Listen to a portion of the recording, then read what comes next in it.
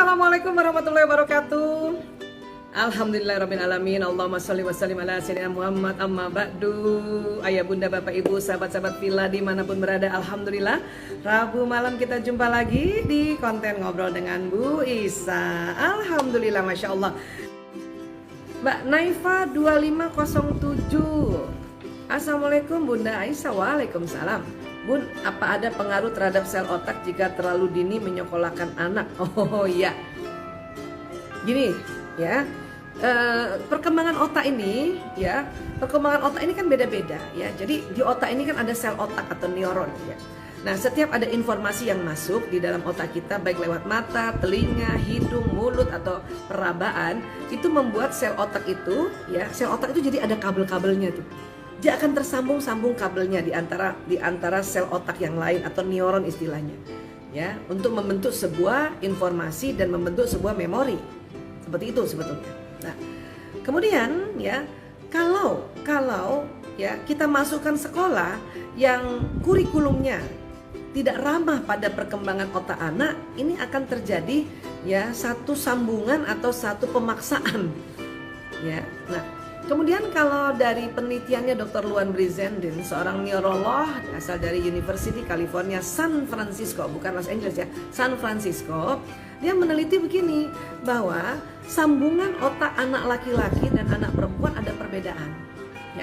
Otak besar kita ini dan otak kecil dia terbagi dua ya, kanan dan kiri. Ini yang Bu Isa pegang nih, otak kanan Bu Isa ya, cuman mungkin di layar jadinya kiri ya, ya karena dia mirroring ya gitu ya, kanan dan kiri. Nah, perempuan, anak perempuan dari 0 hari sampai 6 tahun itu otak kiri kanannya seimbang sambungannya. Ketemunya tuh seimbang kiri kanan. Dan kiri biasanya otak analisa, kanan biasanya otak ya relax atau otak kreativitas ya.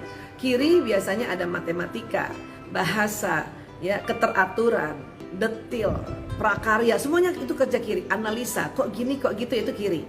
Kanan ini lihat warna, musik, ya benda, ya khayalan, imajinasi, intuisi.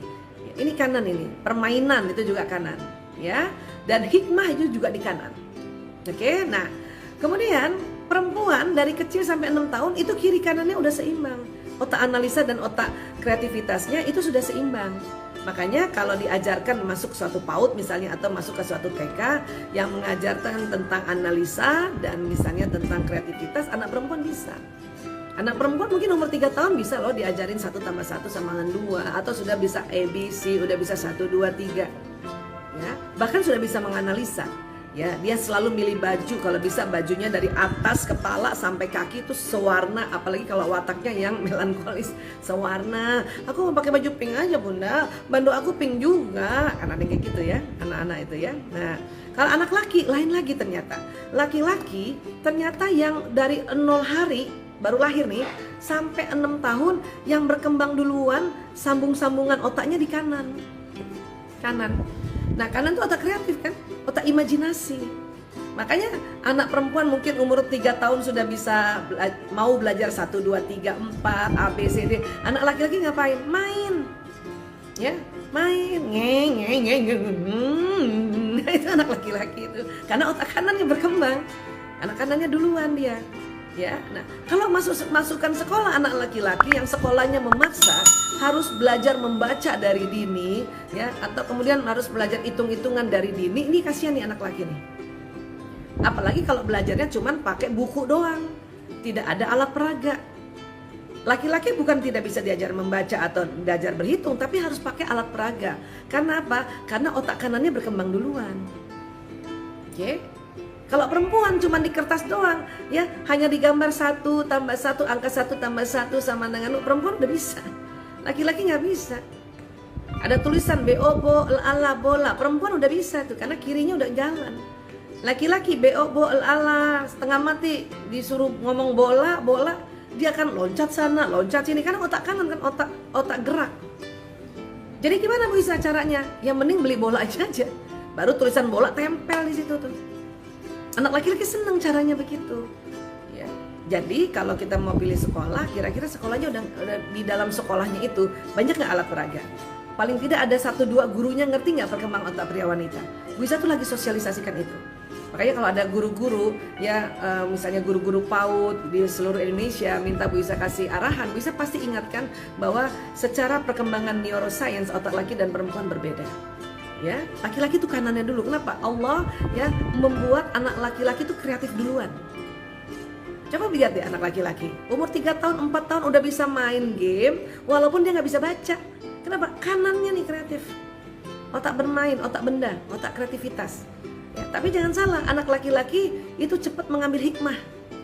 Walaupun dia nggak perlu kronologis, nggak perlu urutan gitu. Kalau anak perempuan memang kiri kanannya yang sudah ya dari kecil itu Allah persiapkan. Kenapa? Karena besarnya perempuan mau jadi ibu, mau jadi istri.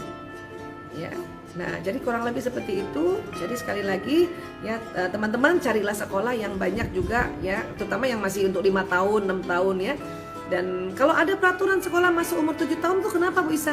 Karena baru ditemukan ya bahwa baru 6 tahun otak laki-laki baru siap, otak kirinya belajar membaca, belajar matematika, baru siap.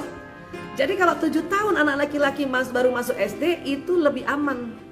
Kalau perempuan 6 tahun masuk SD itu mudah. Kenapa? Karena dia kiri kanannya udah jalan.